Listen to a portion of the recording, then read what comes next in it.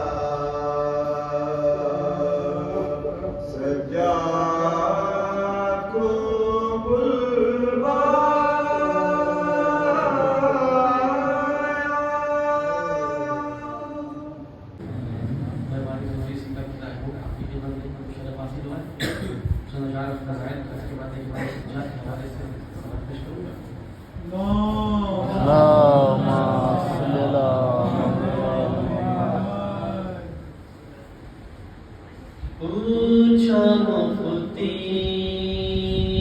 ने कि ये मातम गिरिया क्या है। पूछा मुफ्ती ने कि ये मातम गिरिया क्या है। मैंने चुपके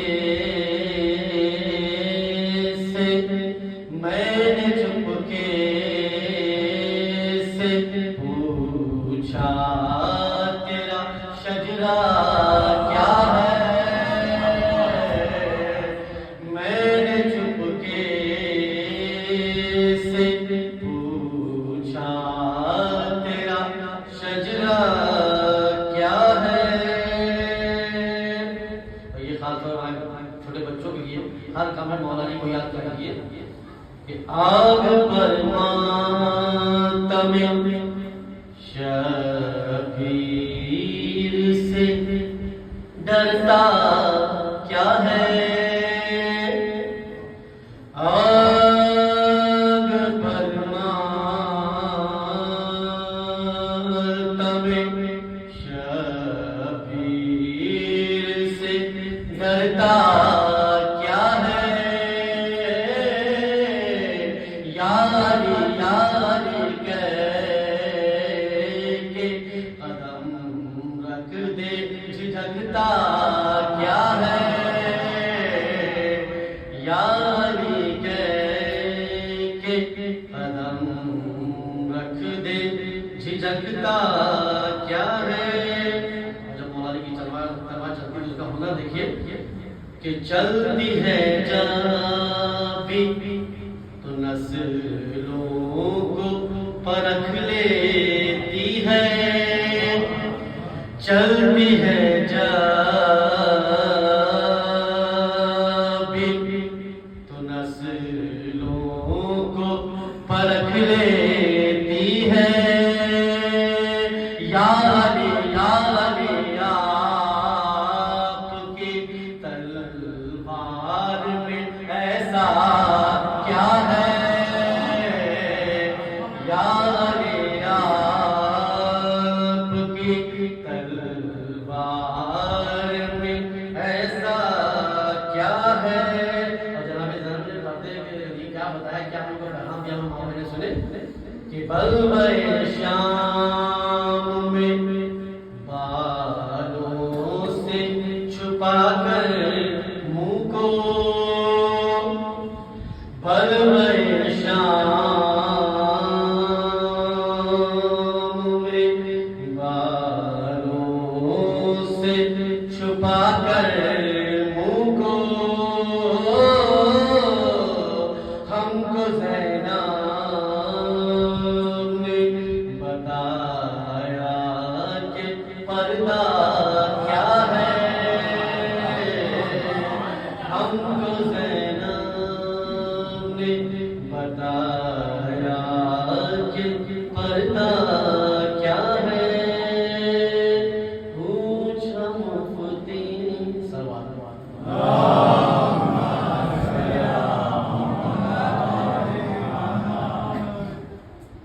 सज्जा के हवाले से सलाम है। एक और सलवात सलवात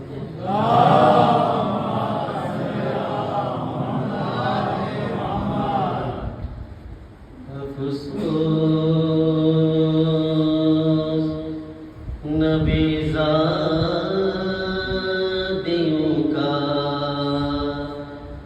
शाम में जाना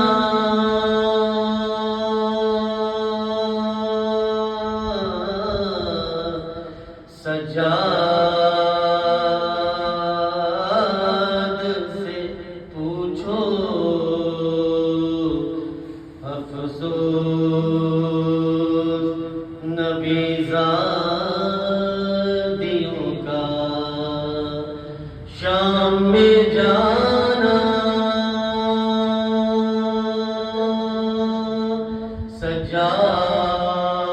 सजाद से पूछो सरनंगे वो माँ बहनों का बाजार में जाना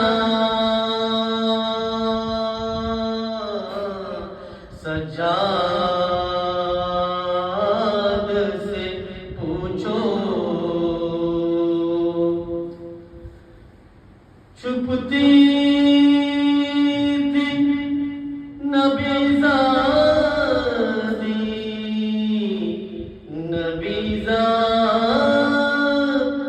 के पीछे किस शर्म हया से छुपती थी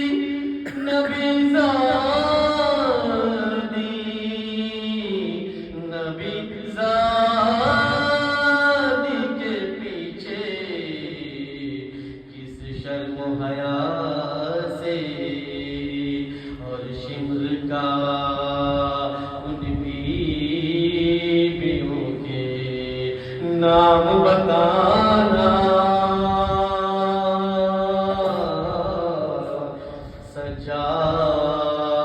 सजाद से पूछो बैठे हुए दरबार में सब छोटे बड़े थे सादात खड़े थे बैठे हुए दरबार में सब छोटे बड़े थे सादात खड़े थे सरदस्त में रखा हुआ ज़ैनब को दिखाना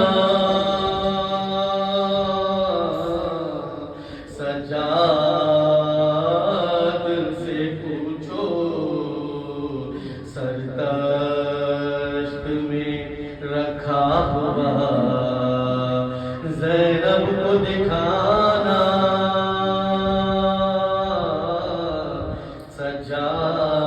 सजाद से पूछो। हमारे जोखनाम की हसीरी देखिए कि जब दोख्तर शबीर ने जिंदा में कज़ा की आफत की खड़ी थी जब दोख्तर शबीर ने जिंदा में कज़ा की आफत की खड़ी थी वो नन्ही सी मैयत बंधे हाथों से उठाना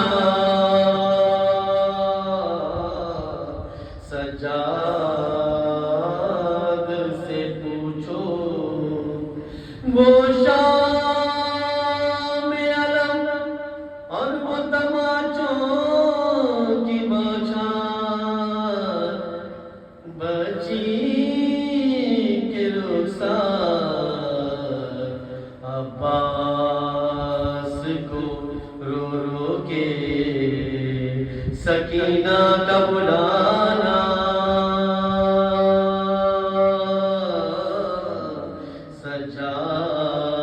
سجاد سے پوچھو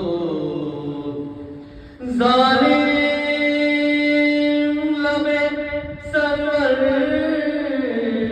پہ چھڑی مار رہا تھا وہ وقت عجب تھا ظالم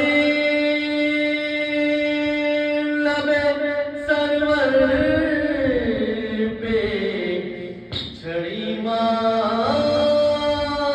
رہا تھا وہ وقت عجب تھا اس وقت پھوپھی بہنوں سے اشکوں کو چھپانا سجاد سے پوچھو افسوس نبی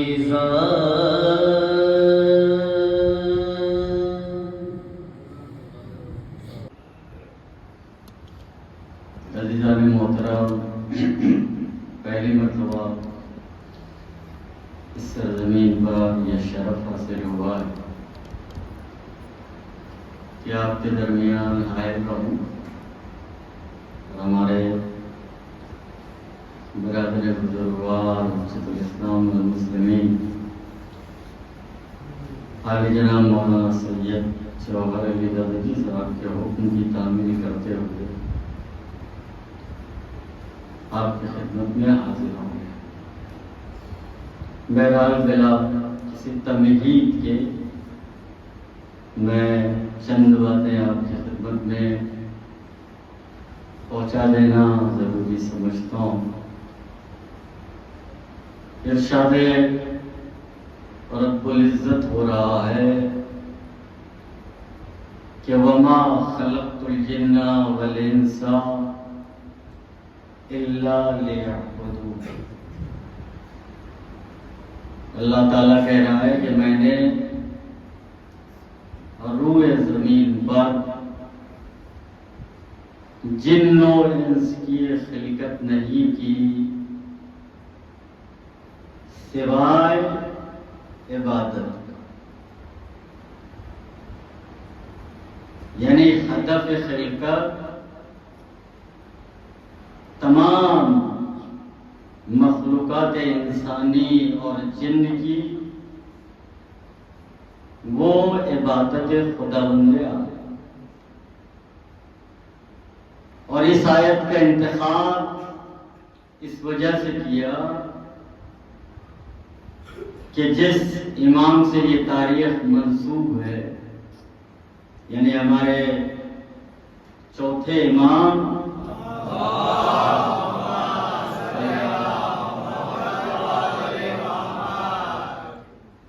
ان کا خاصہ، ان کی سب سے بڑی صفت وہ ہے عبادت۔ امام زین العابدین علیہ السلام۔ تو اللہ تعالیٰ قرآن میں یہ ارشاد فرما رہا ہے، اگر آپ ترجمہ پر غور کریں کہ میں نے جن و انس کی خلقت کی ہی نہیں ہے، لیکن اللہ کے ذریعے سے پھر کہہ رہا ہے مگر میں نے پیدا تو کیا لیکن بے مقصد پیدا نہیں کیا، ان کی خلقت کا کوئی ہدف ضرور ہے۔ اور ہدف میں اللہ تعالیٰ کہہ رہا ہے کہ لِيَعْبُدُونَ، تاکہ وہ ہماری عبادت کریں۔ اور عبادت کا مطلب کیا ہوتا ہے؟ عبادت کا مطلب صرف روزہ رکھ لینے عبادت نہیں ہے، صرف حج کر لینا عبادت نہیں ہے، زکوٰۃ دے دینا عبادت نہیں ہے، بلکہ یہ سب بندگی کے ایک طریقے ہیں جو اللہ تعالیٰ کی طرف سے بیان کیے گئے ہیں۔ کہ آپ یہ کیجئے عبادت میں سے ہے، عبادت نہیں ہے۔ کچھ کہہ رہا ہوں، عبادت سے ہے لیکن عبادت نہیں۔ غور کیجئے، عبادت کسے کہا جاتا ہے؟ ہم نے کہا نماز پڑھ لینا صرف عبادت نہیں ہے، روزہ رکھ لینا صرف عبادت نہیں ہے، حج کر لینا عبادت نہیں ہے۔ اور ایک طرف آپ یہ بھی کہتے ہیں کہ نماز عبادت ہے، روزہ عبادت ہے، حج عبادت ہے، زکوٰۃ دے دینا عبادت ہے، کسی یتیم کو، کسی غریب کو، کسی مسکین کو کھانا کھلا دینا عبادت ہے۔ لیکن دوسری طرف اللہ کہہ رہا ہے کہ عبادت یہ اجزاء عبادت ہیں، یہ فرد عبادت ہے۔ عبادت تو کہا جاتا ہے سراپا بندگی، انسان اللہ کی راہ میں سراپا بندہ بن جائے، اسے عبادت کا۔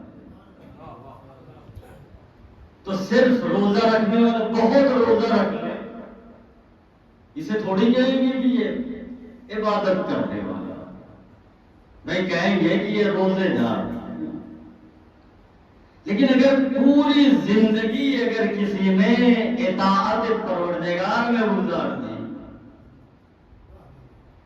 اگر پوری حیات اس کی عبودیت اور بندگی میں گزر جائے، تو اسے کہا جاتا ہے کہ یہ عبد ہے۔ توجہ ہے نا؟ عبد عربی میں کسے کہا جاتا ہے؟ عبد کہتے ہیں غلام کو۔ اگر جو لوگ واقف ہیں عربی ادب سے، عبد جو ہے عربی میں اگر آپ ترجمہ اردو میں کیجئے تو عبد کا مطلب ہوتا ہے غلامی، غلام۔ اور جا کے آپ شریعت میں دیکھ لیجئے، فقہ میں دیکھ لیجئے، بلکہ عالم اسلام میں جتنے فرقے ہیں، آپ سارے فرقوں میں سب کی فقہ دیکھ لیجیے، آپ کو ایک چیز ضرور ملے گا جو کامن ہے ہمارے یہاں، اور وہ ہے ایک صلوات پڑھے محمد والا۔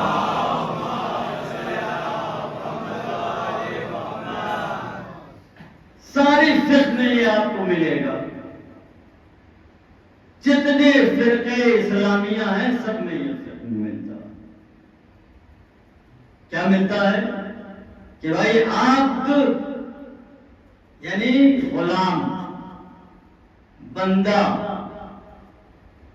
اور فقہ میں یہ ملتا ہے کہ جب بھی کسی مالک کی کوئی شخص غلامی کر لے تو پھر اس کے سارے اختیارات ختم ہو جاتے ہیں، سارے اختیارات ختم۔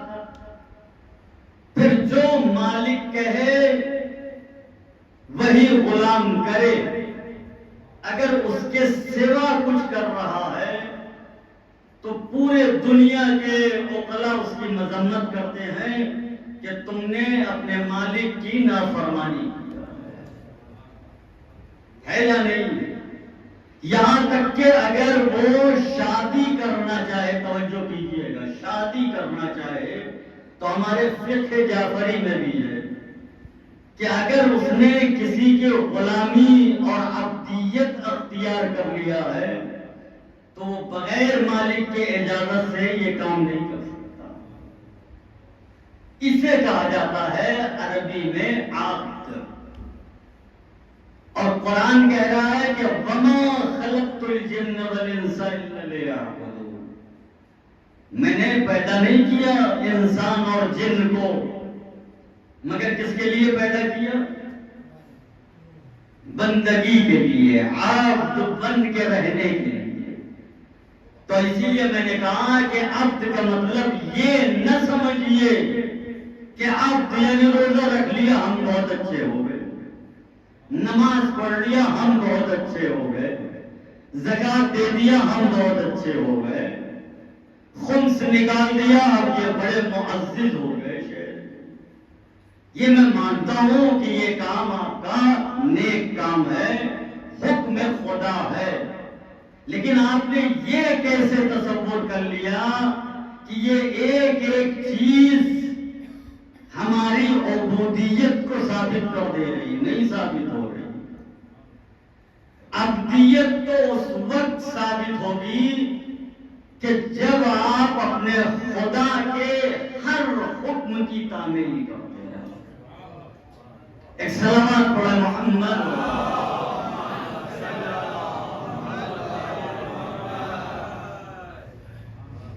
اب جسے کہا جاتا ہے کہ آپ سراپا متی بن کر رہیے، یہ صرف نہ کہہ دیجئے کہ ہم یہ کر رہے ہیں لہذا ہم بڑے نیک بندے ہو گئے۔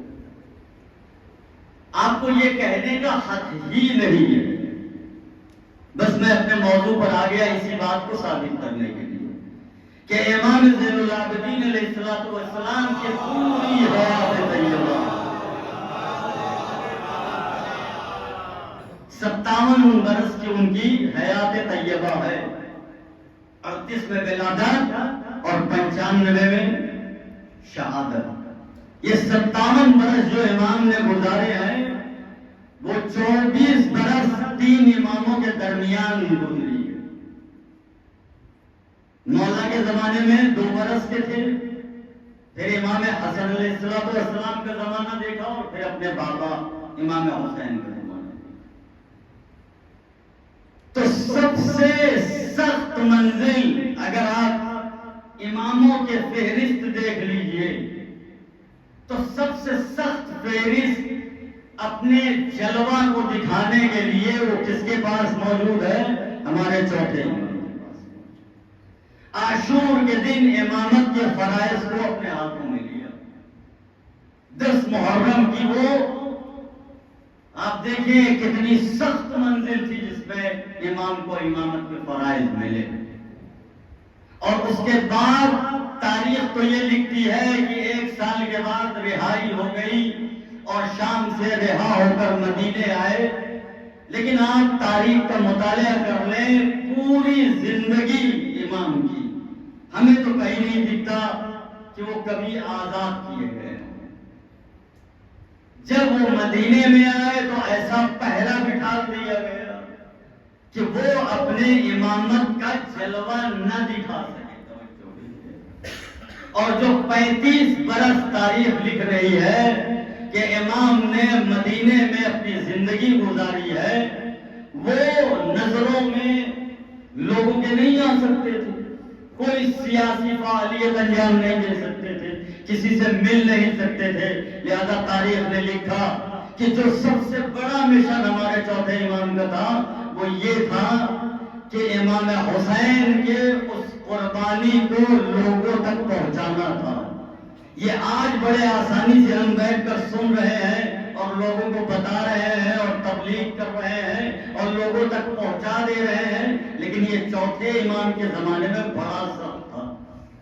کیسے انہوں نے اسے لوگوں تک پہنچایا؟ تو تاریخ تو یہ لکھ رہی ہے ایک جگہ پر کہ وہ کنیزوں کو اور غلاموں کو خریدتے تھے، ان کی تربیت کرتے تھے، اور جب انہیں آزاد کرتے تھے یا کسی جگہ پر بھیجتے تھے تو جا کر یہی کہتے تھے کہ جانا اور جا کر میرے بابا کے مصائب کو لوگوں تک پہنچانا۔ تو طریقہ تو یہ تھا کتنے لوگوں کو آزاد کیا ہوگا اور کہاں کہاں تک امام نے پہنچایا ہوگا۔ تو یہ ہمارا کہنے کا مقصد یہ ہے کہ سب سے سخت منزل ہمارے چوتھے امام کے لیے تھی کہ وہ جلوہ امامت کو لوگوں تک پہنچا سکے، ہے نا؟ اب آپ دیکھیے کہ امام یہی ہے کہ سخت سے سخت حالات بنا دیے جائیں، لادات پہرے بٹھا دیے جائیں، ہاتھوں میں ہتکڑی لگا دیجئے، پیروں میں بیڑیاں ڈال دیجئے، زنجیر کے ذریعے سے کھینچیے، گلے میں خاردار توڑ، لیکن جلوے امامت اسے نہیں روکا جا سکتا ہے۔ امام کبھی بھی ہتکڑیوں کا پابند نہیں ہوتا ہے۔ امام تو وہ ہے کہ جو ذروں کو اپنے تصرف میں لا سکے۔ ہم ہیں جو ذروں کے محتاج ہیں، اور ذرے ہیں جو امام کا محتاج ہوا کرتا ہے۔ ایک سلامات پڑھے محمد علیہ وسلم۔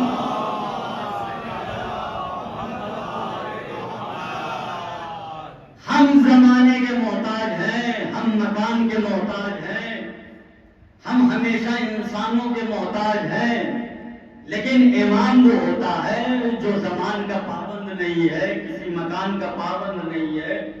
جب اسے اپنا جلوہ، اپنی تبلیغ، اپنے سارے صفات کی نمائش کرنا ہوتا ہے تو کوئی بھی اس شخص کو جو ہے پابند نہیں کر سکتا۔ اور اتنا مدینہ میں پہرا ہونے کے باوجود توجہ کیجیے گا کہ ان سخت حالات میں امام نے اپنے کردار کا لوہا منوا لیا۔ اب آپ غور کریں، چند نمونے میں آپ کے خدمت میں پیش کرتا ہوں، اندازہ لگ جائے گا کہ امام اپنے امامت کے جلوے کو کیسے پیش کر رہے تھے لوگوں کے سامنے، اور لوگ کیسے گرویدہ ہوتے جا رہے تھے۔ اب امام کا دسترخوان پہلے مشہور کر دیا گیا کہ امام جو ہے شب میں جیسے، اب یہ علی صرف نام نہیں تھا بلکہ جیسے دادا علی تھے، اور ان کی ایک صفت یہ تھی کہ شب میں روٹیاں بانٹتے تھے۔ یہ امام سجاد کے لیے بھی ملتا ہے کہ وہ بھی شبوں میں روٹیاں جو ہے اپنے پشت پر لاد کر لوگوں تک پہنچایا کرتے تھے، اور اپنے دسترخوان کو اتنا وسیع کر دیا کہ جو غریب، مسافر، فقیر، مسکین آنا چاہے وہ دسترخوان پر آئے، بیٹھ کر اور کھانا کھائے۔ امام جو ہے اپنے ہاتھوں سے کھانا نکالتے ہوئے، ایک فہرست لگی ہوئی تھی، سب بنی ہوئی تھی، ایک ایک کو کھانا دے رہے تھے۔ اب یہ کردار کی آپ بات دیکھ لیجیے، امام زین العابدین اپنے ہاتھوں سے کھانا دے رہے تھے۔ ایک شخص کے پاس پہنچے، اس نے اپنا سر جھکا لیا، اور پھر امام نے اپنے ہاتھوں سے اس کے سامنے کھانا دیا۔ اب اس نے سر اٹھایا، اور سر اٹھانے کے بعد کیا کہ اے سید سجاد، آپ مجھے پہچانتے ہیں؟ مولا نے کہا خوب پہچانتے ہیں۔ کہا مولا کیسے پہچانا آپ نے؟ کہا تو وہی ہے کہ جو کوفے میں ہمارے قافلے پر پتھر مار رہا تھا۔ امام نے کہا تو وہی ہے کہ جو قافلے پر پتھر چلا رہا تھا۔ اس نے کہا امام میں تو بڑا شرمندہ تھا، مجھے توقع تھی کہ آپ میرے سامنے کھانا نہیں پیش کریں گے اگر آپ پہچانتے ہیں۔ تو امام نے کہا دیکھ، تجھ میں اور مجھ میں فرق یہی ہے کہ جب تیرا وقت تھا تو تیرے ہاتھ سے پتھر چلائے جا رہے تھے، اور یہ جب میرا وقت آیا ہے تو میں اپنے ہاتھ سے تیرے سامنے کھانا پیش کر رہا ہوں۔ تو وہ تیرا کردار تھا، یہ میرا کردار۔ ایک صلوات پڑھے محمد۔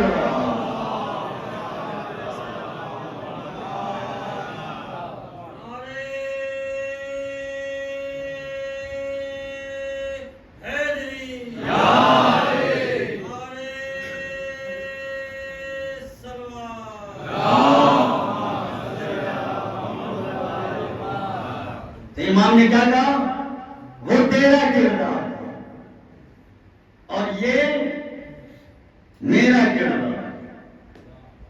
دوسری منزل پر آیا ایک شخص ضعیف، کوئی بچہ نہیں، کوئی جوان نہیں کہ آپ کہہ دیں کہ ارے بچہ ہے کہہ کے چلا گیا، کوئی جوان ہے، جوانوں سے غلطی ہو جاتی ہے۔ نہ بچہ تھا نہ جوان، ایک ضعیف آتا ہے اور امام راستے میں جب جیسے جاتے ہوئے پیچھے سے آبا کا دامن پکڑ لیتا اور کہتا ہے آپ کے دادا جھوٹے، توجہ کیجئے گا یہ کتابوں میں ملتا ہے. اس نے کیا کہا؟ آپ کے دادا جھوٹے، آپ کے بھائی جھوٹے، آپ کے بابا جھوٹے. امام نے مڑ کے دیکھا. امام نے کہا کہ پردیسی ہے کیا؟ کہیں پردیس سے آیا ہے، مدینہ کا رہنے والا نہیں لگ رہا. اس نے کہا ہاں ہم تو مدینہ کے رہنے والے نہیں ہیں. تو امام نے بس پھر چھوڑ دیا، کچھ نہیں کہا، بس اتنا پوچھا کہ پردیسی ہے؟ کہا ہاں. امام چل پڑے. اس نے کہا کہ میں نے اتنا برا بھلا آپ کو کہا، آپ نے اس کا جواب نہیں دیا، اور میں نے اسی وجہ سے یہ کام کیا ہے تاکہ آپ کو جواب دے. امام نے کہا کہ میرے نانا رسول خدا کا ارشاد ہے کہ جب کوئی جاہل گفتگو کرے تو اس کے گفتگو پر اعتنا نہ کرنا، توجہ کیجیے گا، اور درگزر کر دینا. تو تیری بھی مثال اسی جاہل جیسی ہے کہ جو جواب کے لائق نہیں ہے. ایک سلامات پڑھے محمد.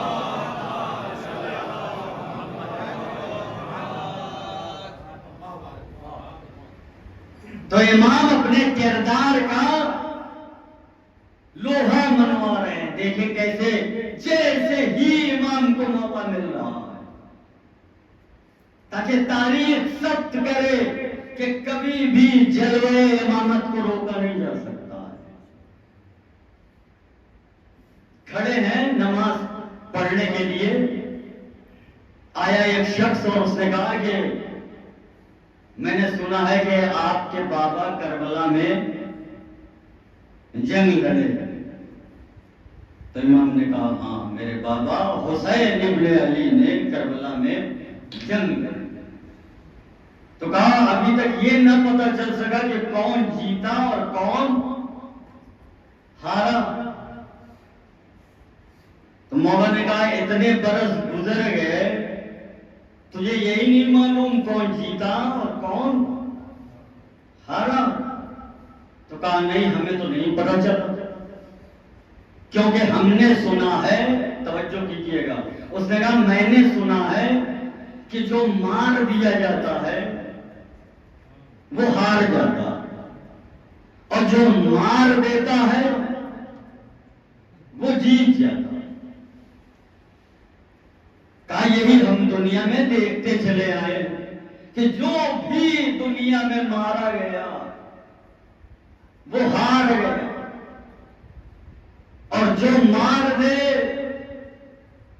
وہ جیت گیا. امام زین العابدین علیہ السلام نے کہا کہاں جا رہا ہے؟ توجہ کیجیے گا. کہا کہاں جا رہا ہے؟ کہا میں نماز پڑھنے جا رہا ہوں. توجہ کیجیے. کہا نماز پڑھنے. امام نے کہا جا نماز پڑھ کے واپس آ. گیا نماز پڑھ کے آیا پھر کھڑا ہو گیا. امام نے کہا اب بھی سمجھ میں نہیں آیا. توجہ کیجیے گا. یعنی مسجد جا کے بھی تجھے سمجھ میں نہیں آیا کون جیتا کون ہارا. ایک سلام پڑھو محمد.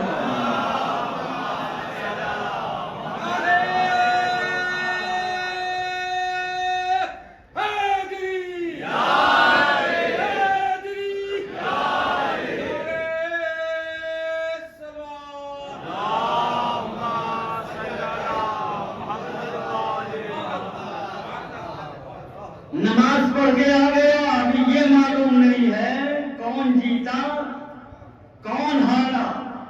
امام نے کہا کہ دیکھو میرے بابا کے جیت کی سب سے بڑی علامت یہی ہے کہ تو جا کر مسجد میں نماز پڑھ لے رہا ہے.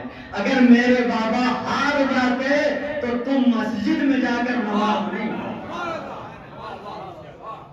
یہ پہچان ہے. اور اس کے بعد امام نے کہا سن جو تم نے یہ کہا کہ جو مار دیا جائے وہ ہار جاتا ہے، جو مار دے وہ جیت جاتا ہے.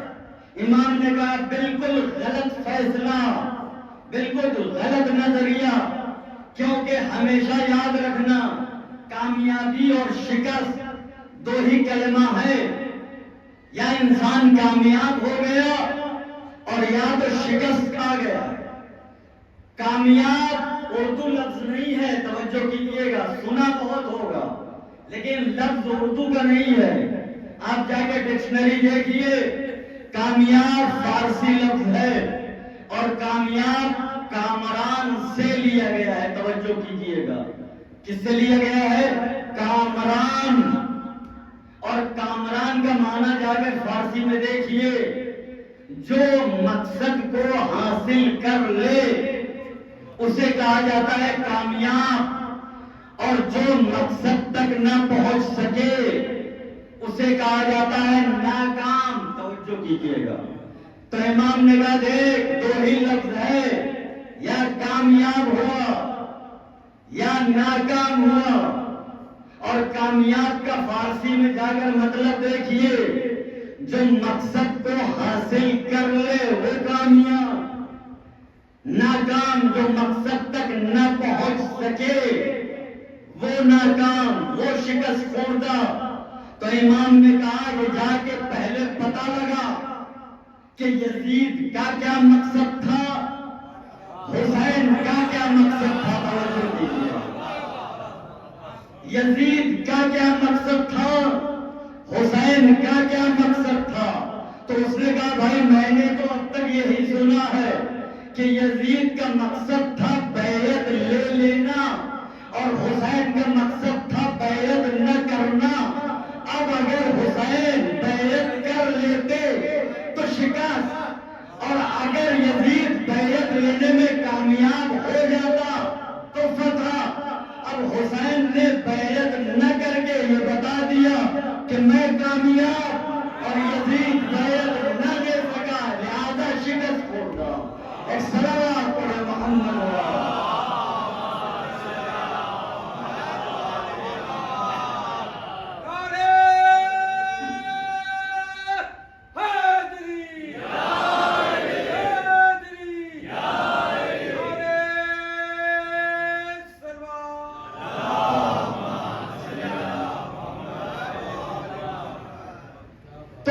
امام کو وقت ملنا چاہیے، تھوڑا سا وقت مل جائے تو وہ اپنی قدرت نمائی کر دیتا۔ اب آپ دیکھیں، یہ تو جو ہے آپس کی بات جو میں نے پیش کیا آپ کے سامنے، امام زین العابدین علیہ السلام کا جلوہ کہاں تک گیا جانتے ہیں نا؟ جو سر سخت دشمن تھے، کون تھا اس زمانے میں؟ خلیفہ امام کے زمانے میں ولید، اور اس کا گورنر جو مکہ اور حجاز کا، وہ ایسا معمولی نہیں، خونخوار، جس کا نام ہے حجاج بن یوسف ثقفی۔ اس وقت وہ گورنر تھا، توجہ کیجئے، لیکن ہم نے کہا کہ یہ عبد خدا ہے، کسی دوسرے کا عبد نہیں ہے۔ توجہ کیجئے گا، جب آپ خدا کا عبد بن کے رہیں گے تو ساری قدرتیں خدا کی ملتی رہیں گی آپ کو، لیکن اگر آپ عبد خدا بھی بننا چاہتے ہیں اور شرک بھی کرنا چاہتے ہیں، کسی دوسرے کا بھی عبد بننا چاہتے ہیں، تو وہ قدرت آپ کو نہیں ملنے والی ہے۔ تو زین العابدین علیہ السلام محض عبد خدا، صرف اور صرف بندگی یہ خدا بندے عالم، بڑا خونخوار حجاج بن یوسف ثقفی۔ جب اس نے کہا کہ جو ہے چوتھے امام کو جو ہے پکڑا جائے، گرفتار کر کے لے آؤ، گرفتار کیا گیا اور بیابان میں خیمے نصب کرائے گئے اور امام کو وہاں پر لے جایا گیا، ہمارے چوتھے امام۔ لیکن ولید نے اس کو کسی خاص وزیر نے مشورہ کیا کہ دیکھ، جس نے بھی امام کو اذیت دی یا قتل کیا، اس کی حکومت زیادہ نہیں چلی ہے، یہ کربلا کا ایک فائدہ تھا، توجہ دیجیے، لہذا فوراً آزاد کر دے۔ اب جو تاریخ لکھ رہی ہے ہماری تاریخ نہیں، بہت بڑے عالم دین اہل سنت والجماعت کے ابن حجر مکی، یہ معمولی مورخ نہیں ہے، یہ لکھتے ہیں ابن حجر مکی کہ 22 دن تک امام کو اس خیمے میں رکھا گیا، قید بنا کر رکھا گیا۔ ولید کا خط آیا، حجاج سے کہا فوراً چھوڑ دے، کیونکہ یہ حکومت کے خواہاں نہیں ہے، ان کو کوئی لالچ نہیں ہے، ان کو دنیا کی کوئی پرواہ نہیں ہے، ان کو عبادت سے مطلب ہے، سجدوں سے مطلب ہے، رکوع کرتے ہیں، دعا مانگتے ہیں، آنسو بہاتے ہیں، بس ان کا کام یہ ہے، ان کے حکومت سے کوئی دلچسپی نہیں ہے، فوراً چھوڑ دے۔ امام کو چھوڑ دیا، آزاد کر دیا۔ حجاج ابن یوسف ثقفی نے اپنے گورنری کے زمانے میں جو سب سے بڑا ظلم کیا وہ ظلم یہ تھا کہ اس نے خانہ خدا کو ڈھا دیا، مسمار کر دیا، بالکل گرانے کا بعد اعلان کر دیا کہ مٹی تک کعبے کی یہاں سے لے جایا، جتنا سامان خانہ خدا میں تھا، دیوار اس کی جو مٹی کی تھی اطراف میں، سب لے کے چلے گئے، کچھ نہیں بچا۔ پھر اس کو حجاج کو کسی نے مشورہ دیا، آپ توجہ تھوڑا سا ہمارے ساتھ رہیے گا، دیکھیے کہ جلوہ امامت کیسے اجاگر ہوتا ہے۔ تھوڑا سا کسی نے اگر مشورہ دیا ہے، حجاج تو نے یہ خانہ خدا مسمار کر دیا، اللہ کا غضب ہو تجھ پر، یہ کام تو نے اچھا نہیں کیا ہے، مسلمان بزدل ہو رہے ہیں، خانہ خدا کی اہمیت ہے ان کے نظر میں، یہ آج کی تاریخ نہیں ہے، ابراہیم کی بنا کردہ چیز ہے، اگر ایسے ہی گرا کے تم چلے جاؤ، توجہ ہے نا، ابھی ایک کوئی پرانی مسجد ہو یہی پر اور اس کے بعد کوئی آ کر گرا دے، تو یہ ایک ایسا حساس موضوع ہے کہ بوڑھا جوان بچہ سب اکٹھا ہو جائیں گے، کیسے مجال کس کی ہمت کہ اس نے مسجد کو گرا دیا۔ خانہ خدا جس پہ دنیا کا ہر مسلمان اس کی طرف جو ہے سجدہ کرتا ہے، اسے مسمار کر دیا۔ اس کو سمجھ میں آ گیا، حجاج نے کہا ٹھیک ہے کہ میں اس کے تعمیر کا حکم دیتا ہوں۔ اب سنیے گا، اسی نے حکم دیا کہ خانہ خدا کو تعمیر کیا جائے، اور جب تعمیر کرنے کا حکم دیا سارے عرب کے بڑے بڑے سردار اکٹھا ہوئے، اور اکٹھا ہونے کے بعد کیونکہ آج کعبے کی دوبارہ بنا رکھی جانی تھی، وہاں پر امام کو نہیں بلایا گیا، توجہ کیجیے گا، امام کو قطعاً دعوت دی گئی، سارے سردار جمع ہو گئے، بڑے بڑے عالم، بڑے بڑے اصحاب، جب سب اکٹھا ہو گئے تو ابھی چاہ رہے تھے کہ بنا رکھنے کے لیے اس کی بنیاد وغیرہ تیار کی جائے، اسی بنیاد سے اتنا بڑا اژدہا نمودار ہوا اور آگے ایسی جگہ بیٹھ گیا کہ اب کسی کی ہمت نہیں ہو رہی تھی کہ ایک اینٹ رکھ دے وہاں۔ اژدہا کہاں سے؟ اسی بنیاد سے ظاہر ہوا، اور یہ اژدہا کی تاریخ اسلام میں دیکھ لیجئے کہ بھائی کئی مرتبہ یہ اژدہے نکلے ہیں، ایک مرتبہ اور نکلا، دیکھ کے اتنا ڈر گئے کہ رونے لگے، یہ وہ اژدہا تھا، یہ بھی جتنے بڑے بڑے تھے سب تھر تھر تھر کانپنے لگے، گئے حجاج ابن یوسف ثقفی کے پاس اور کہنے لگے بھائی اتنا بڑا اژدہا ہے، آپ ہی چلیے تعمیر کرنے کے لیے۔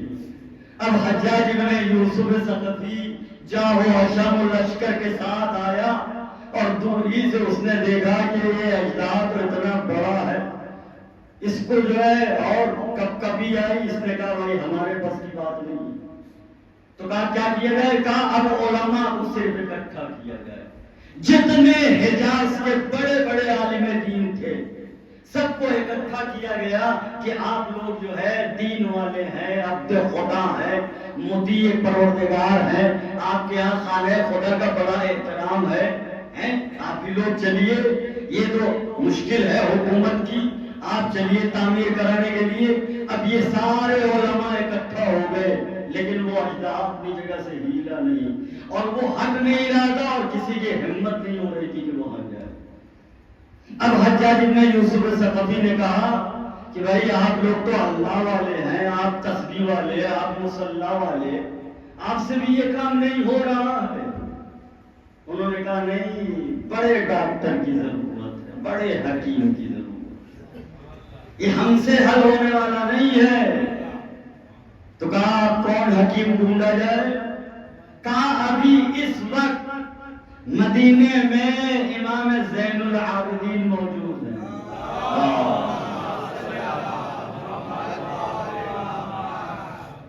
امام زین العابدین موجود ہیں، بلائیے ان کو۔ ایک سواری پر بیٹھے اور بتایا گیا کہ آپ کو حجاج ابن یوسف ثقفی نے بلایا۔ امام بیٹھے سادگی کے ساتھ، نہ کوئی جاو حشام، نہ کچھ آئے، اور آنے کے بعد حجاج ابن یوسف ثقفی سے ملے اور کہا دیکھ، خانہ خدا کو اپنے باپ کی میراث نہ سمجھ۔ یہ موقع تھا، حجاج ابن یوسف ثقفی پہلے بھی تھا، امام بھی تھے، لیکن اس کلمے کا استعمال نہیں کرتے تھے، لیکن جب موقع ملا تو امام نے چھوڑا نہیں۔ کیا کہا؟ اپنے باپ کی میراث نہ سمجھ، یہ خانہ خدا ہے، یہ بیت اللہ ہے، یہ ابراہیم کے بنا کردہ شے ہے۔ کہا یہ بتائیے کہ کیسے یہ اژدہا، ابھی بات ہو رہی تھی، امام نے کہا کیسا اژدہا، توجہ کیجیے گا، ابھی یہی بات کہا امام نے، کیسا اژدہا۔ اب ایک مرتبہ جب جو ہے حجاج نے اپنی نظریں اٹھائی اور اٹھا کے دیکھا تو کوئی اژدہا نہیں، توجہ کیجیے، کہا یہ تو ابھی ہٹ ہی نہیں رہا تھا۔ امام نے کہا کہاں ہے؟ بڑا شور مچا ہے کہ اژدہا ہے، اژدہا ہے، کوئی اژدہا نہیں۔ اب امام گئے وہاں پر اور بنیاد رکھی، تعمیر شروع ہو گئی، توجہ کیجیے گا۔ صلوات پڑھیں محمد والے۔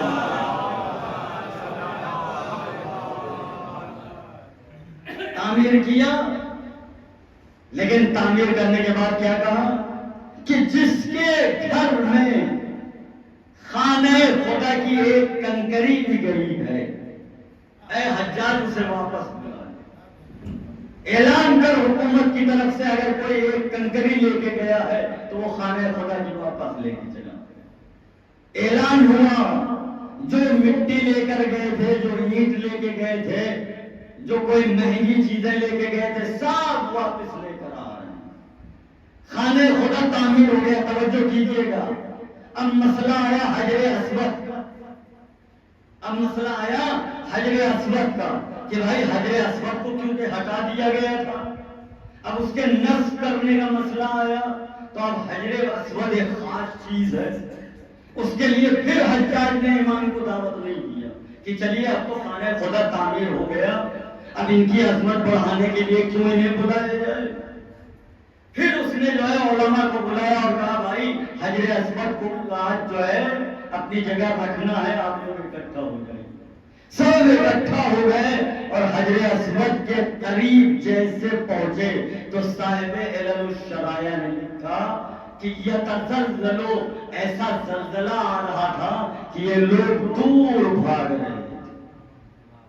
ایسا زلزلہ، اس حجر اسود اتنی تیز حرکت اور ہلنے لگا کہ یہ ڈر کے مارا پیچھے ہٹ گئے، اور پھر کوشش کیا، 3 مرتبہ تاریخ لکھتی ہے کہ ان لوگوں نے کوشش کیا کہ اسے نصب کر دیں۔ جب نصب نہ کر سکے تو حجاج سے کہا یہ کام بھی ہم سے نہیں ہو سکتا۔ تو انہوں نے کہا دیکھیے اب آپ کو سمجھ میں آ گیا ہو، توجہ کیجیے، اب آپ کو سمجھ میں آ گیا ہوگا کہ روئے زمین پر نمائندے خدا ایک ہی ہوتا ہے۔ ایک صلوات پڑھیں محمد۔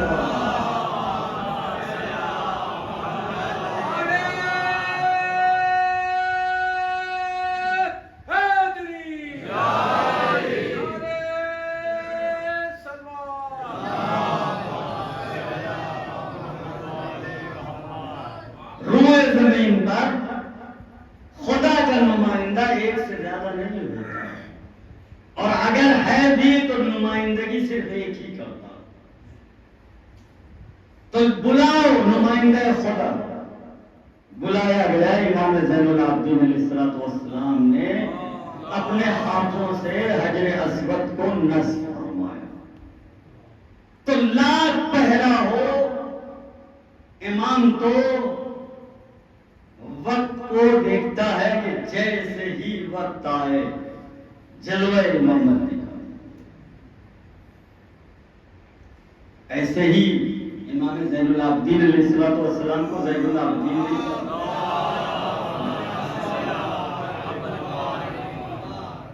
بڑے القاب ہیں ہمارے امام کے، چوتھے امام کے بڑے القاب. ایک لقب جو کم سنائی دیتا ہے، آپ امام زین العابدین سنتے کہ ان کا زین العابدین. امام سجاد ان کا لقب ہے، یہ بھی بہت سنتے. جو کم سنائی دینے والے القاب ہیں ان میں سے ہے ذو الصفنات. لقب ہے کیا؟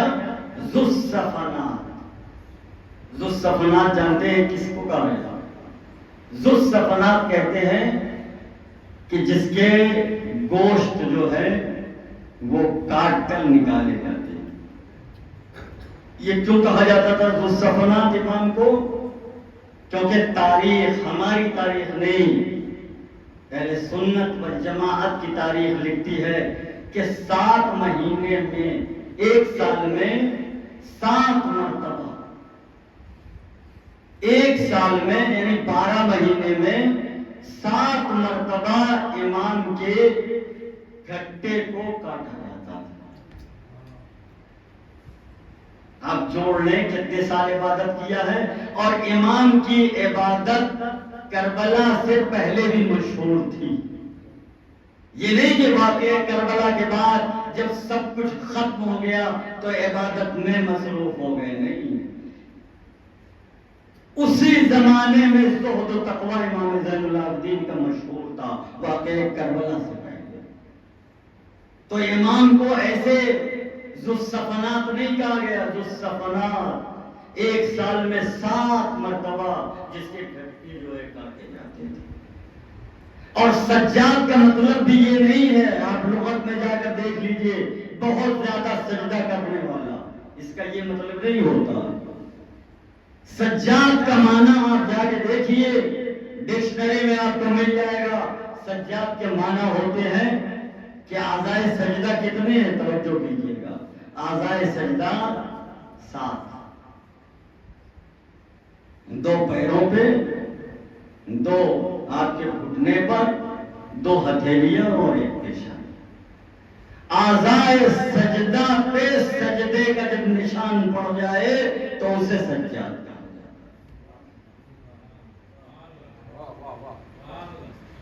صرف سجدہ. بہت دنیا میں ایسے انسان گزرے ہیں کہ جن کے پیشانیوں پر سجدہ کرنے سے سجدے کا نشان ہو جاتا ہے. لیکن ہمارے امام 1000 رکعت نماز، وہ بھی کتنے برس پڑھے ہو. اگر 35 سال تو مسلم جان لیجئے، اور اس سے پہلے کتنی پڑھتے تھے ہمیں نہیں معلوم. جو ان کے تاریخ میں آیا ہے اور ان کی حیات طیبہ پر زور دیا گیا ہے، وہ سن 24 سال کے عمر کے بعد، یعنی 61 ہجری کے بعد کی یہ داستان تاریخ میں لکھ رہے ہیں. اور بہار الانوار میں علامہ مجلسی علیہ الرحمہ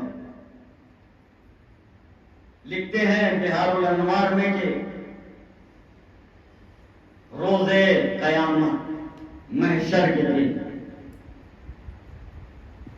سارے انبیاء صف میں ہوں گے. سارے انبیاء صف میں ہوں گے. آدم سے لے کر جناب عیسیٰ. خاتم الانبیاء کو ہٹائیے، وہ سید الانبیاء، سارے انبیاء. اور اس کے بعد ایک آواز بلند ہوگی، یہ روایت ہے بہار الانوار کی. ایک صدا ہے کہ آواز آئے گی کہ آپ لوگ سید سجاد کا اور زین العابدین کا احترام کیجیے. طرف سے جناب آدم نے سب سے پہلے، ابھی بہار میں ہے کہ جناب آدم، جناب شیش، جناب نوح، جناب ابراہیم، یوسف، یعقوب، موسیٰ، ابراہیم، سب یہ کہیں گے کہ کون شخص ہے جو سید سجاد ہے، سجدہ کرنے والوں کا سردار کون ہے؟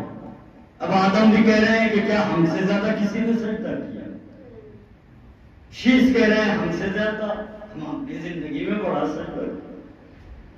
سارے انبیاء یہ کہہ رہے ہیں، ایک مرتبہ سید سجاد کو آواز دی جائے گی، حاضر ہو جائیے یا سید سجاد یا زین العابدین۔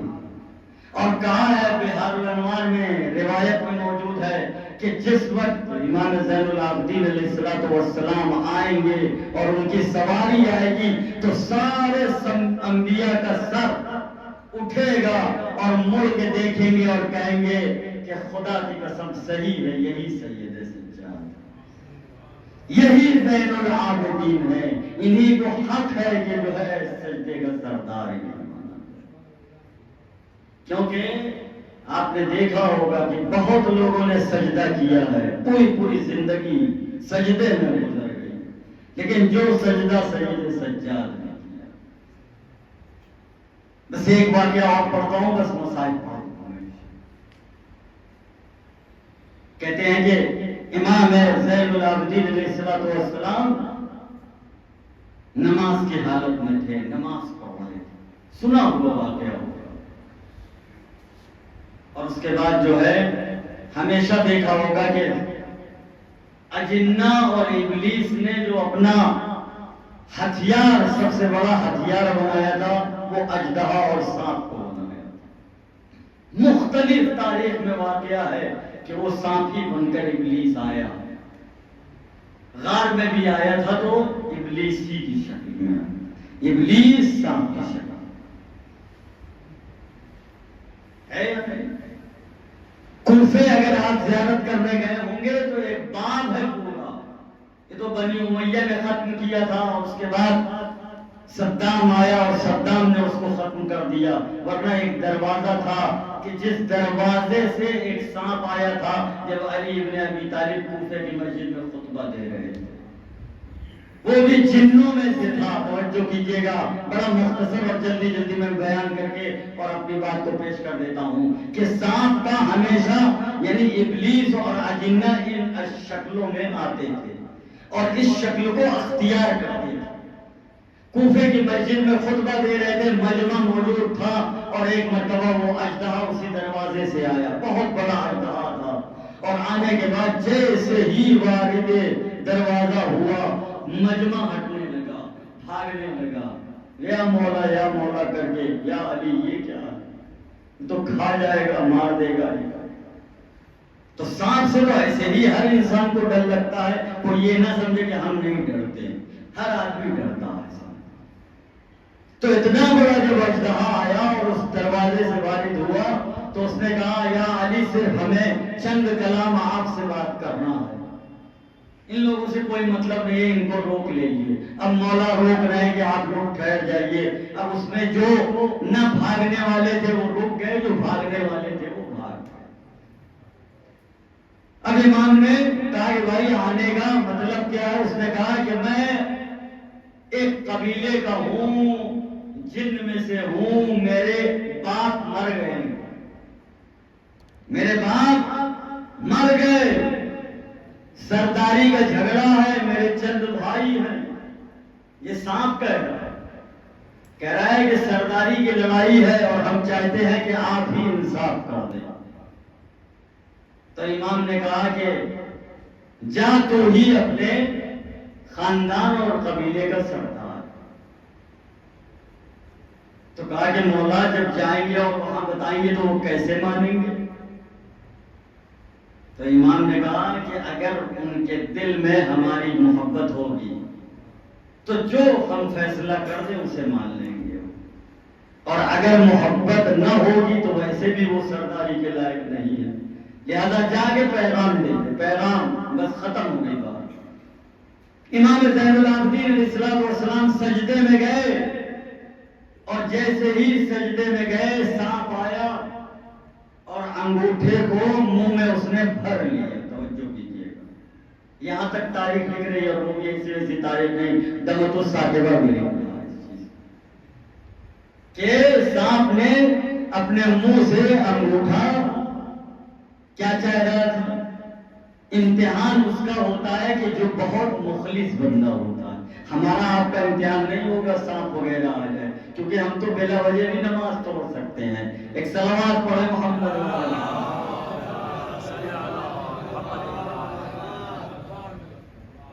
امتحان اس کا ہوگا جو بہت مخلص بندہ ہو اللہ کا.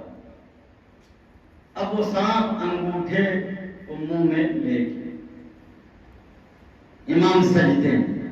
اب کیا ہوتا, ہم ہوتے مصلی ادھر ہم ادھر, پتہ نہیں بے ہوش ہوتے ہوش میں ہوتے, کچھ پتہ نہیں. لیکن یہ سانپ ایسے ہی انگوٹھے میں مست رہا, یعنی چوس رہا, اور امام سجدے کو طول دے رہے ہیں, تاریخ لکھ رہے ہیں اور طول دے رہے ہیں. توجہ کیجیے گا. اور اس کے بعد آواز آئی, ھذا زین العابدین, یہ ہے زین العابدین, یہاں تمہارا بس نہیں چلنے والا, چلے جاؤ. تو ایسے ہی کسی کو سید سجاد یا زین العابدین کا لقب نہیں دے دیا گیا.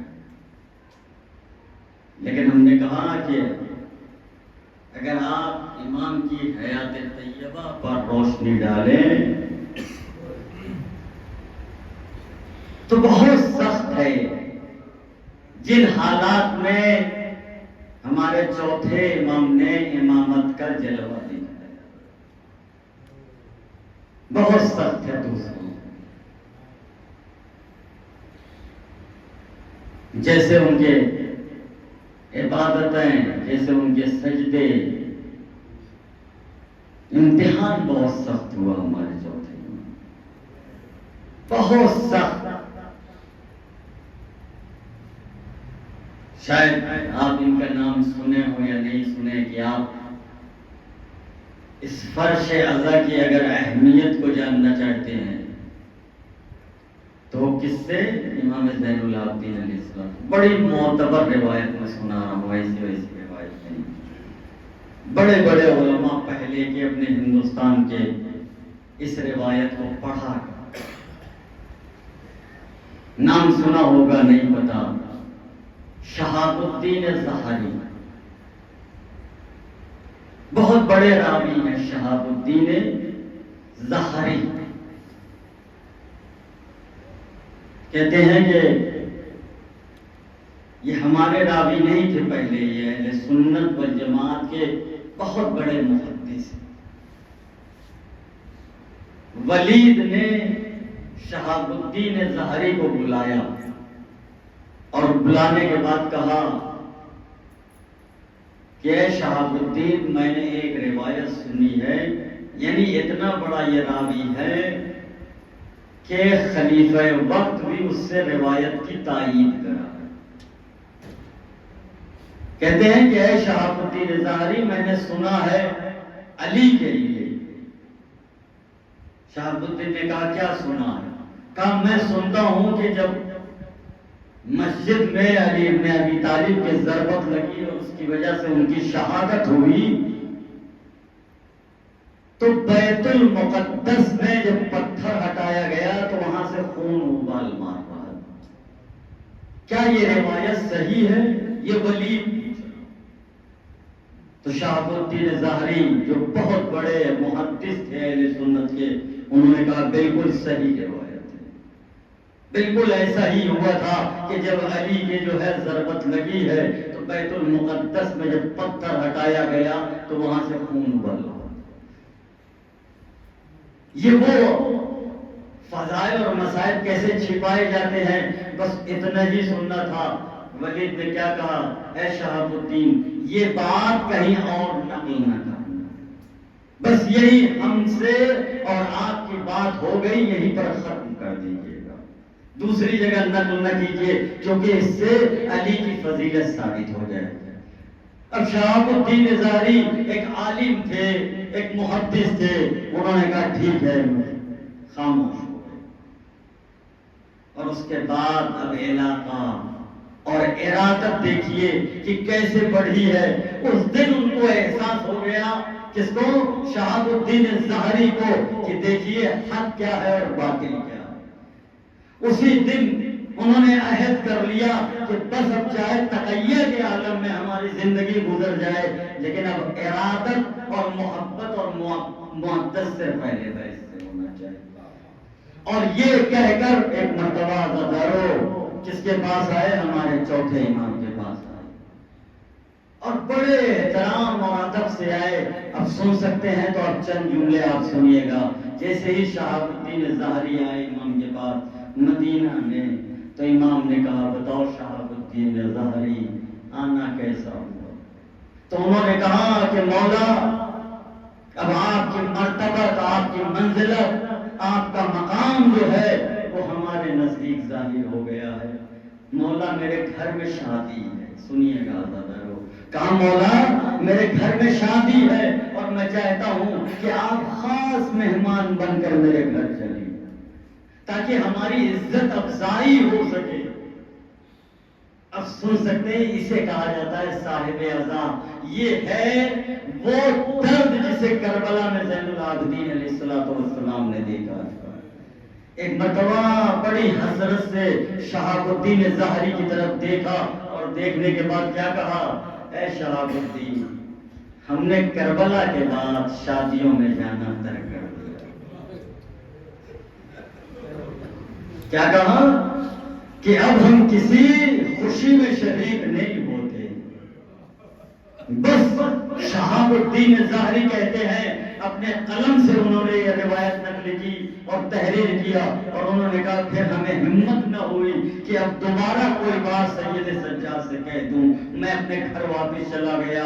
اب سنیے گا عزادارو، گھر واپس گئے، شادی برپا ہوئی، شادی ہو گئی۔ جب فرصت مل گئی تو اب دوبارہ امام کی خدمت میں آتے ہیں، اور امام کو آنے کے بعد سلام کہتے ہیں۔ کہتے ہیں آقا جب بھی آپ کو دیکھتا ہوں تو آپ سے چاہتا ہوں کہ میں کربلا کا واقعہ آپ سے سنوں،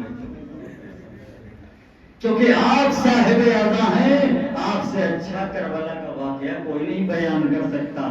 کچھ باتیں میں نے سنی ہے۔ اور اس کے بعد کیا کہا؟ آقا آپ کو شادی میں بلایا تھا، آپ نے منع کر دیا، مجھے ہمت بھی نہ ہوئی کہ دوبارہ اصرار کرتا، لیکن مولا اب میں نے اپنے آپ کے بابا کا فرش بچھایا ہے، کیا آپ مجلس میں چلیں گے؟ بس اب سننا کیا تھا؟ عزادارو ایک مرتبہ امام زین العابدین علیہ السلام کے آنکھوں سے آنسو جاری ہوا، اور روتے ہوئے کیا کہا؟ اے شہاب الدین اظہری اب ضرور آپ کے گھر آؤں گا، تم نے جو ہے مصائب برپا کیا گیا تو اب ضرور میں تمہارے گھر آتا ہوں۔ اور اس کے بعد امام آئے، شہاب الدین اظہری کی اہم مجلس برپا ہوئی۔ کوئی شخص یہ جو اشعار پڑھے جاتے ہیں، مصائب کا آغاز اسی اشعار سے ہوا تھا۔ فرض تک کھڑے ہوئے مصائب پڑھنا شروع کیا، لیکن اس دن مجمع کا عجیب حال تھا، عجیب کیفیت تھی۔ کیوں ایسی کیفیت تھی؟ کیونکہ صاحب اعظم موجود تھا۔ سب گردن جھکا کے رو رہے تھے، اور مسند پر ہمارے چوتھے امام گردن جھکائے رو رہے تھے۔ اتنے میں ایک مرتبہ شہاب الدین اظہری نے اپنی گردن اٹھائی، اور اٹھا کے دیکھا تو مسند پر امام زین العابدین نہیں بیٹھے تھے۔ ایک مرتبہ گھبرا گئے کہ شاید مجھ سے کوئی خطا ہو گئی، شاید مجھ سے کوئی غلطی ہو گئی۔ عزادارو سن سکتے ہیں، کہاں دیکھا؟ جب جو ہے گردن موڑا اور موڑ کے پیچھے کی طرف دیکھا تو جس جگہ عزاداروں نے نعلین رکھے تھے اس جگہ میرا چوتھا امام بیٹھا ہوا تھا۔ عزاداروں صرف بیٹھا ہوا نہیں تھا، نعلین صحیح کر رہے۔ یہاں تک تاریخ میں ہے۔ اب مجھے معاف کر دیجئے گا، یہ بھی سادات آبادی ہے، خدا آپ کو کسی غم میں نہ رولا ہے سوائے غم سید الشہداء میں۔ عزادارو بس ایک مرتبہ انہوں نے دیکھا اور دوڑ کے شہاب الدین ظاہری امام کے قدموں میں گر گئے اور کہا مولا یہ بتائیے کیا آپ کی یہی جگہ ہے؟ آپ یہاں کیوں بیٹھے ہوئے ہیں؟ مولا آپ کو میں نے مسند پر بٹھالا تھا، بس اتنا سننا تھا کہ مرتبہ سید سجاد نے کیا کہا کہ جو میں دیکھ رہا ہوں وہ تمہیں نہیں دکھائی دے رہا ہے۔ آج اس فرش پر جانتے ہو کون ہے؟ شہاب الدین میرے نانا رسول خدا آئے ہیں، دکھیاری ماں فاطمہ زہرا آئی ہے، میرے دادا علی مرتضیٰ آئے ہیں، ارے میرا بھائی حسن موجود ہے، میرے بابا حسین آئے ہیں۔ ایک مرتبہ امام کے قدموں میں اپنے سر کو رکھ دیا اور کہنے لگے آقا آج مجھے احساس ہوا کہ کربلا میں کتنی بڑی مصیبت آئی ہے آپ پر۔ اجرکم اللہ، خدا آپ کو کسی غم میں نہ رلائے۔ آپ کی صدائیں بلند ہو گئی، چند مرتبہ بس چند جملے آپ مسائل کے اور سنے۔ ایک مرتبہ امام کے سامنے کھانا آیا، اب سنیے گا یہ مصیبت ہے، کھانا سامنے آیا، امام نے کھانا کھانے سے منع کر دیا اور زاروں قطار رونے لگے۔ لوگوں نے پوچھا مولا آپ کھانا دیکھ کے کیوں رو رہے ہیں؟ کہا میں جب کھانا دیکھتا ہوں تو میری پھوپھی زینب یاد آنے لگتی ہے کہ ایک مرتبہ جب میں نے دیکھا میری پھوپھی بیٹھ کر نماز پڑھ رہی تھی تو میں نے کہا پھوپھی اماں آپ تو عالمہ غیر معلمہ ہے، آپ کو بیٹھ کر نماز پڑھتی ہے؟ تو انہوں نے کہا بیٹا سید سجاد ارے کھانا اتنا مختصر آتا ہے کہ اس کو بھی میں بچوں کے حوالے کر دیتی ہوں، ارے میں اتنی اب کمزور ہو گئی کہ مجھ سے اب نماز کھڑے ہو کر نہیں پڑھا جاتا۔ اور جب میرے آقا وضو کے لیے پانی چلوں میں لیتے تھے تو اتنا گریا کرتے تھے کہ اس پانی کے ساتھ آنسو میں مل جایا کرتے تھے، اس پانی کو پھینک دیا جاتا تھا اور وہی آنسو امام کا سفیر اعظم میرا عزادارو آج شہادت ہے ہمارے چوتھے امام کی، جتنا گریا کرنا ہے گریا کر لیجئے، ہمارے چوتھے امام کے لیے ملتا ہے۔ عزادارو کہ جب ان سے پوچھا گیا کہ یہ بتائیے کہ سب سے زیادہ مصیبت آپ پر کہاں پڑی تو 3 مرتبہ میرے آقا نے کہا الشام الشام الشام، اور 3 مرتبہ شام شام کہہ کے کیا کہا کہ مجھے اس وقت بڑی تکلیف ہوتی تھی جب میری پھوپھی زینب کے سر پر چادر نہیں ہوتی تھی، تماشائی آتے تھے اور تماشا دیکھا کرتے تھے۔ اب سنیے گا یہ مجبوری اور آخری واقعہ میں سنا رہا ہوں عزادارو۔ بس ایک مرتبہ کیا ہوا کہ امام نے کہا کہ ایک شخص تھا جس کا نام عتیبہ تھا، میں نے شام میں عتیبہ کو دیکھا، عتیبہ سے کہا اے عتیبہ کیا تو اپنے امام کو بھول گیا ہے؟ کیا امام کو نہیں پہچان رہا ہے؟ عتیبہ نے کہا نہیں آقا میں نے آپ کو پہچان لیا، کوئی اگر ضرورت ہے تو آپ جمائیے۔ بس ایک مرتبہ امام نے کہا ارے عتیبہ کیا تیرے پاس کچھ پیسے ہیں؟ اس نے کہا ہاں مولا میرے پاس 2000 درہم ہے۔ بس اتنا سننا تھا، مولا نے کہا ہے عتیبہ جا کے 1000 کی چادر خرید کے لے آ۔ عتیبہ شام کے بازار میں گیا، 1000 کی چادر خرید کے لایا اور اس کے بعد امام نے چادروں کو کیا کیا؟ کہا ایک چادر میرے پھوپھی زینب کو اڑا دو، ایک ام کلثوم کو اڑا دو۔ عزادارو میں نے اپنا مسائل تمام کیا، یہ شہادت ہے میرے چوتھے امام کی۔ بس 2-3 جملہ کہ ایک بات کی ہمارے امام کو بڑی تکلیف تھی عزادارو، اس تکلیف کو آپ تک میں پہنچا دو کہ جب میرے چوتھے امام کو ولید نے زہر دیا تو اپنے بیٹے امام محمد باقر کو بلایا، وصیتیں کرنا شروع کی، اے میرے بیٹے محمد میرے بعد آپ امامت کے فرائض انجام دیں گے، میرے بعد آپ یتیموں کا خیال رکھیں گے، میرے بعد مسکینوں کا سہارا بنیں گے۔ بس آخری جملہ سنیے گا عزادارو، ایک مرتبہ وصیت کرتے کرتے میرے چوتھے امام نے کہا میرے بیٹے محمد جب میری روح پرواز کر جائے تو مجھے بستر سے زمین پر لٹا دینا، کیونکہ میں کربلا کے اپنے بابا کو اس منظر کو نہیں بھولتا کہ میرے بابا کا لاشا گرم ریتی پر پڑا ہوا تھا۔ میں اس دنیا سے اس حالت میں جانا چاہتا ہوں کہ میرا بھی جنازہ زمین پر پڑا